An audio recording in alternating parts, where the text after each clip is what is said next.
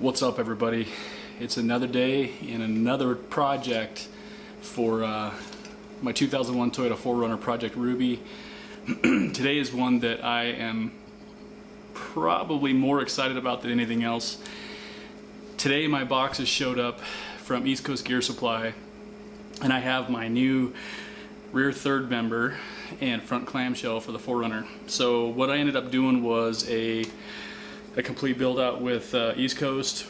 We ended up going based off their recommendation with 488 gears, a Detroit Truetrac in the rear, and just leaving the front clamshell as an open diff.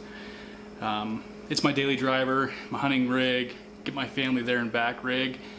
A locker up front would have been awesome, but just really don't think it's necessary. So I'm really excited about the Detroit Truetrac, though. I've had it in another vehicle and I was really impressed with it. And anyway, so I'm excited. The packaging, everything was great, everything looks great, and I can tell you that the third member, the rear third member, if you guys haven't ever picked one up, they're super heavy. I don't know how heavy they are, but they're pretty heavy. But it sure looks good. The wax marks on the ring gear look really good.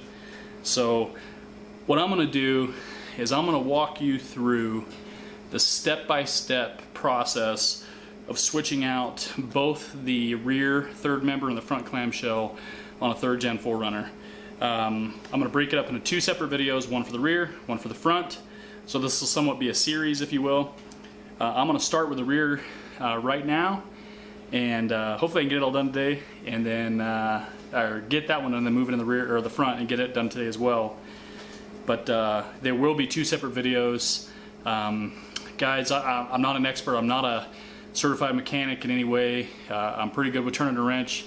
This is pretty much common sense. It's plug and play. It takes a little bit of time, especially when you're by yourself. But I can get it done, and I know that you'll be able to get it done too if you follow the steps in these two videos that are coming up. So I'm going to get started, and I can't tell how excited I am.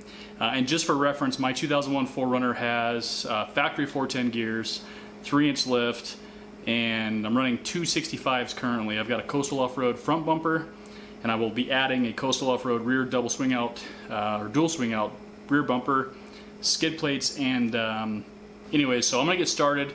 Hope you guys like this video. Please, if you have any questions, make sure you ask, send a comment below. I'll make sure to get back to you.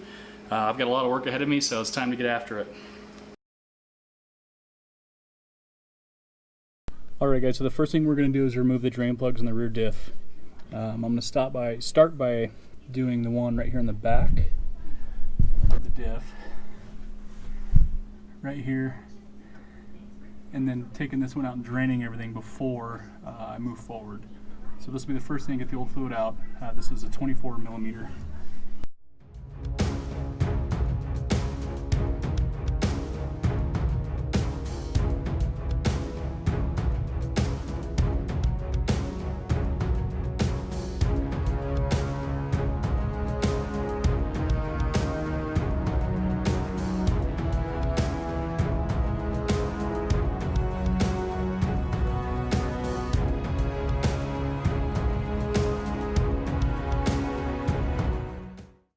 Alright guys, it's been draining for about 5 minutes, so I'm going to go ahead and put the bottom plug back in just to keep the residual stuff from draining, but leave the upper one out.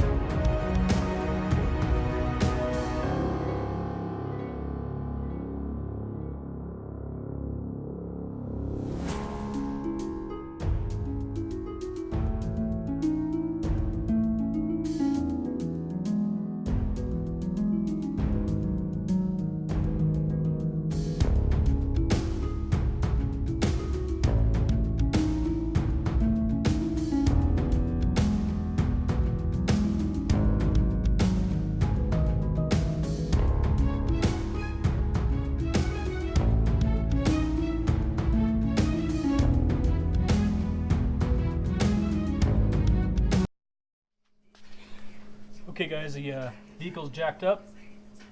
I put the transmission in neutral so we could spin the driveline. So now it's time to go ahead and take the wheels off both the rear here.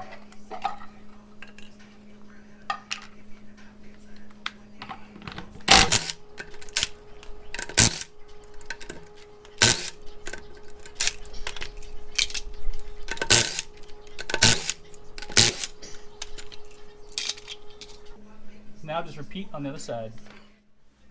Okay, so the next step is to remove the clip for the emergency brake.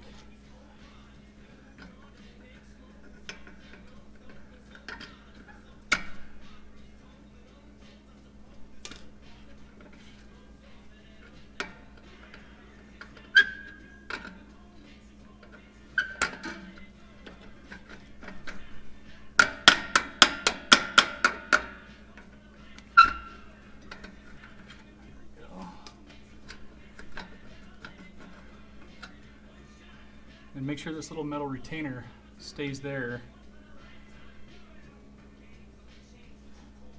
And I'm just going to put the pins right here below my jack stand so I know where they're at. Same thing on the other side. And then we need to remove the brake line right there. Okay, so the next thing is this brake line. And I know I don't have the right wrench, but it's what I've got. So make do with what you got, right?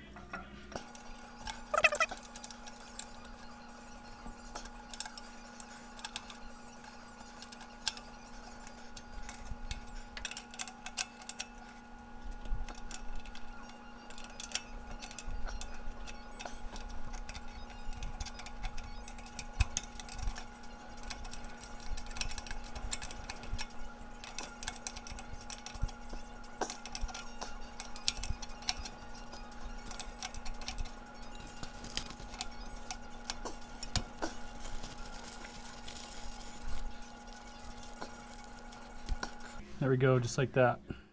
Okay guys, so the next step is to take the 4 nuts off the back of the axle housing, where the axle flange meets the axle flange meets the axle itself. So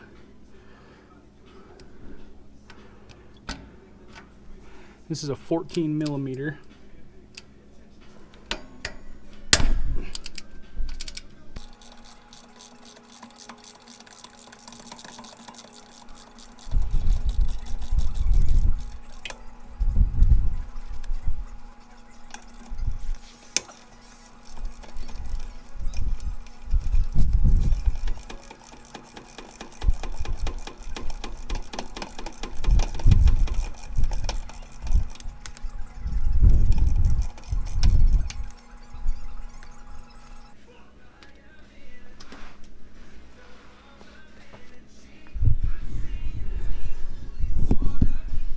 Okay guys, this side is done, unbolted, so it should just pull out.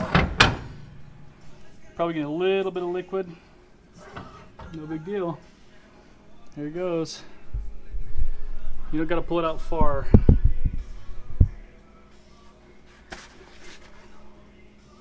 As you can see, not too bad, huh? Okay guys, both the axles are pulled out, everything's done there. So now we got to turn our attention to the driveline. And there's 4 bolts that hold the drive shaft to the flange of the third member. These are 14 millimeters. And I just use a couple wrenches to get them free.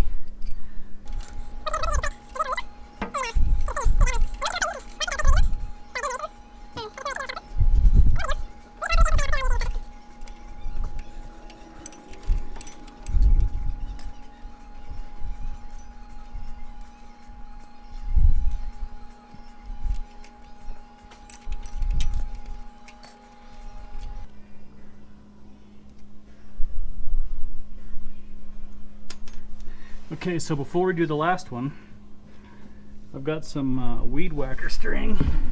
And I'm just going to come up here to the cross member.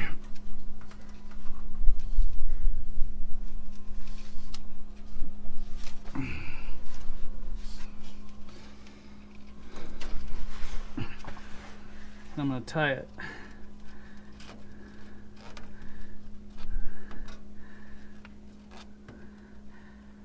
And I'm going to leave it a little loose at the moment so I can tighten it up here so I can get it out of the way.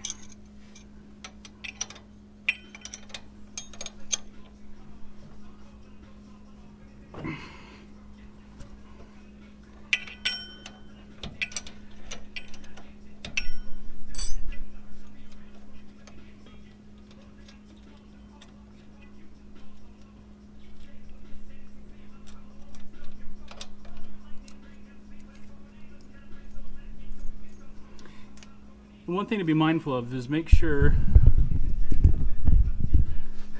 that you don't pull the shaft out of the spline out here, and it shouldn't come out because it's kind of suction cupped in with the grease that's in here. And I do have mine marked to line it up properly for balancing purposes, but just something to be cognizant of. And you may need a rubber mallet to get this off, and I probably will. Yeah, it looks like I will. There we go. Or some needle nose.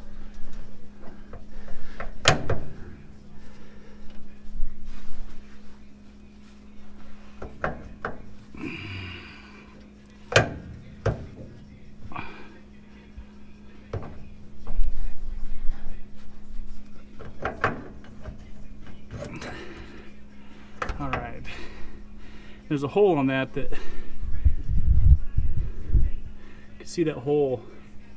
It's on your flange. It gets caught on the pinion nut. So, alright, so now that we got that up out of the way, I'm going to tighten her up here so it stays out of the way.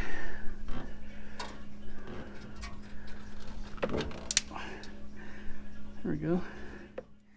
Now it's time to get this old third member out. So there's a bunch of nuts on some studs that go into the axle housing. These are 12 millimeter. So what we gotta do is pull these out and we'll be ready to pull the third member out, clean up the axle housing, and then swap out my new one from East Coast Gear Supply.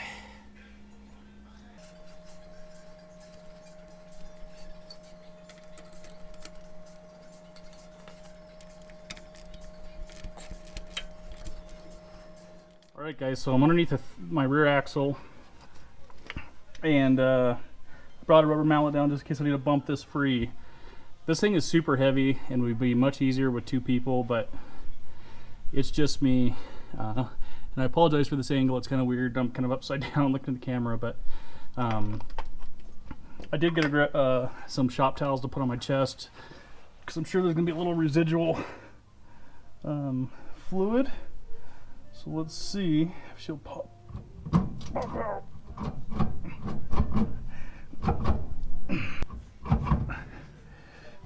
There we go.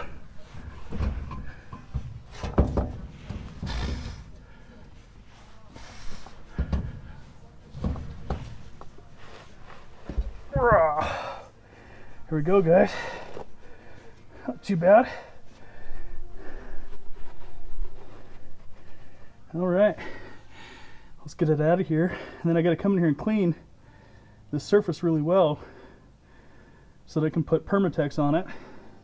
So I'll clean it, hit it with alcohol, and then I'll run Permatex on the new third member when I set it inside.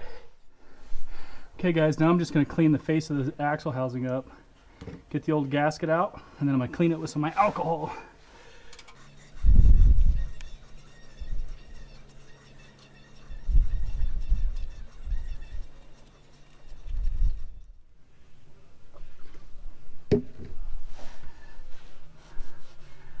Okay guys, I'm just going to clean it with alcohol. Real good.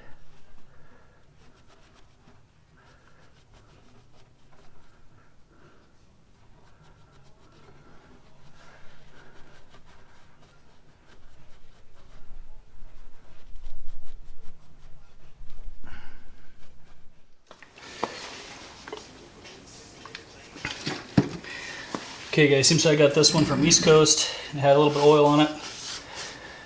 I'm just going to give this flange a good wipe down with some alcohol before I install the gasket maker. Okay guys, so what I'm using is black, ultra black Permatex gasket maker instead of the old thin like cardboard gasket that Toyota used.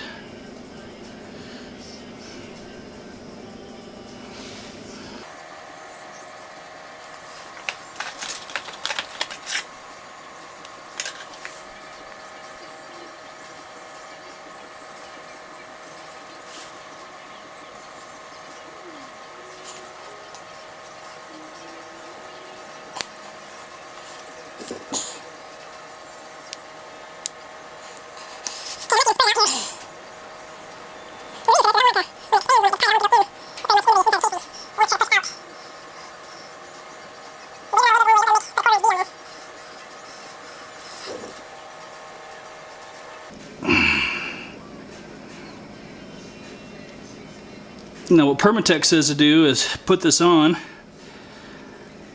finger tighten it, let it sit for an hour, and then torque.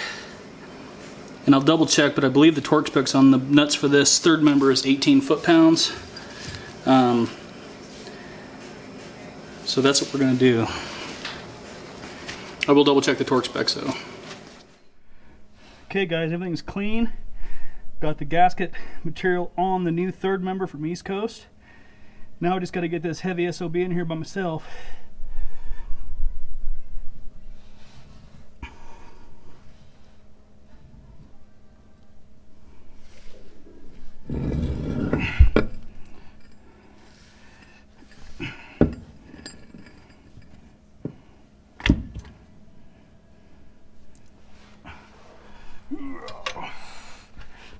Pick her up, stick her in my belly.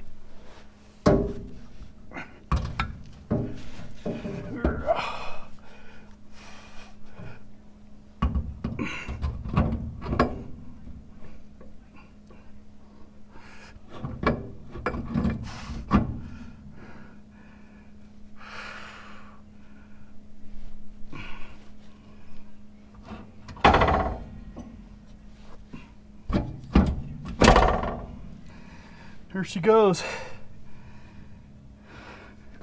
Alright, time to put these nuts and the lock washers back on. And I did double check, it was 18 foot-pounds for the torque specs. It's crazy, it doesn't seem like a whole awful lot, but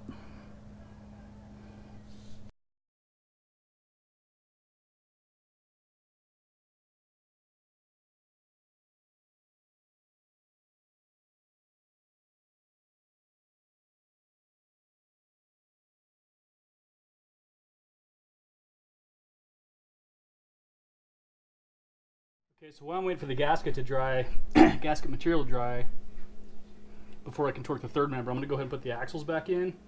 It should be all tightened up, everything should line up, so see what that looks like.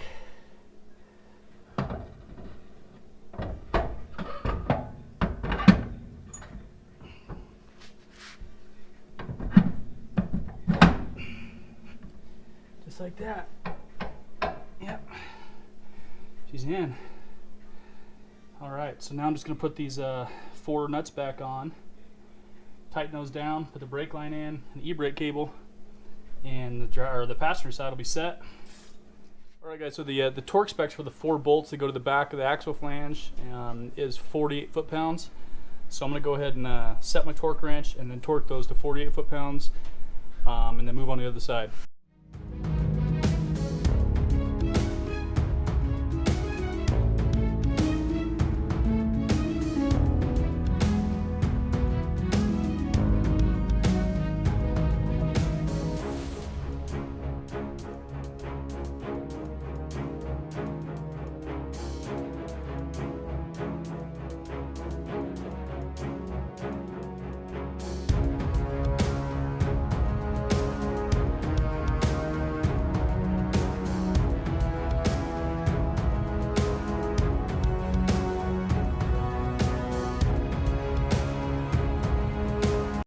On this side is hook my emergency brake cable back up.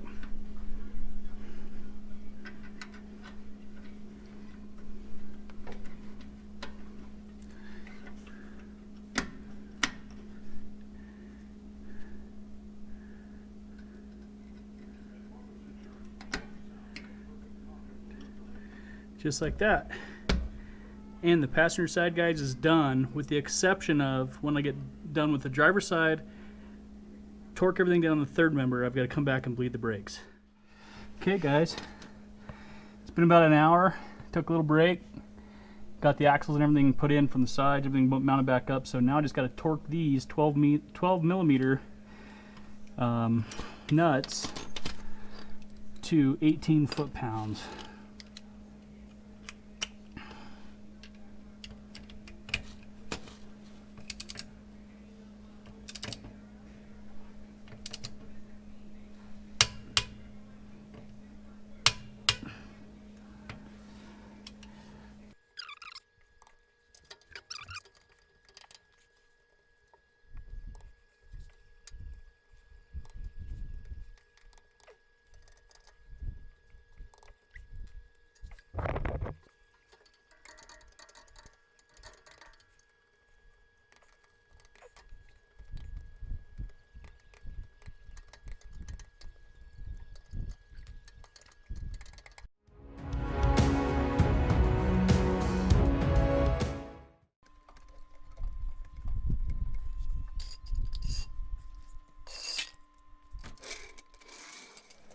Okay, guys, so this is the fill hole for your diff, and I just bought one of the hand pumps that go with the gear oil. And so you stick it in there, start pumping, and you'll know when it's full because a little bit will start dribbling out here of this hole. So I got a little rag to catch anything.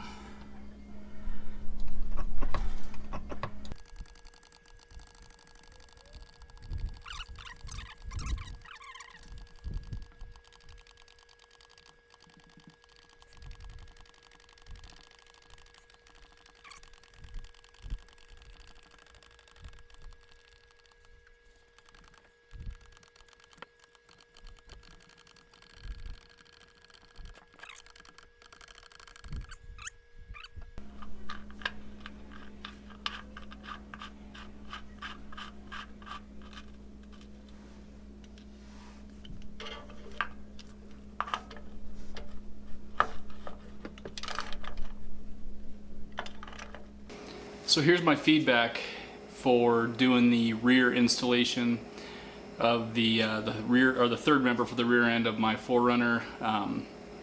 As you guys know, I got it from East Coast Gear Supply, 488 gears, Detroit Truetrac.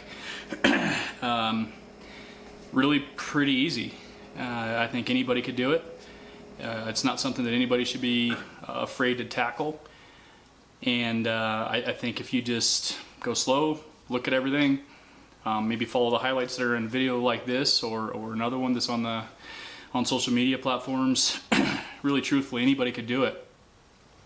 There was no real surprises or struggles. Everything went pretty easy. I would absolutely recommend having an extra set of hands, excuse me, to pull the rear third member and to put the new one in. It wasn't that challenging. I'm a fairly big guy, no He-Man by any means. But one thing that I would have done differently is I would have actually jacked up the rear axle a little higher to give myself more room to lay underneath the axle and center myself underneath the pumpkin of the axle so that I could put the new rear third member in. That would have made it a little bit easier, I think. I just didn't give myself a lot of room. So other than that, guys, it went really easy. She's all buttoned up now and topped off with gear oil. So I'm going to transition to the front. So stand by. I'll sign off from this video. Once again, if you have any questions whatsoever, please ask. And I will absolutely do an update as well as far as how I like the 488 gears with the 265s that are currently on my 4runner. I do have an automatic. So I know a lot of people say that you need at least 33s and in some cases 35s to run that gear ratio. But we'll see. I live at a high elevation and a lot of mountains and stuff like that. So I may be upgrading tire sizes, we'll see. So anyways, stay tuned for the next video. I hope you guys like these types of videos. If you do, give it a like, and please subscribe so you can see more content as I turn it out. Thanks a lot.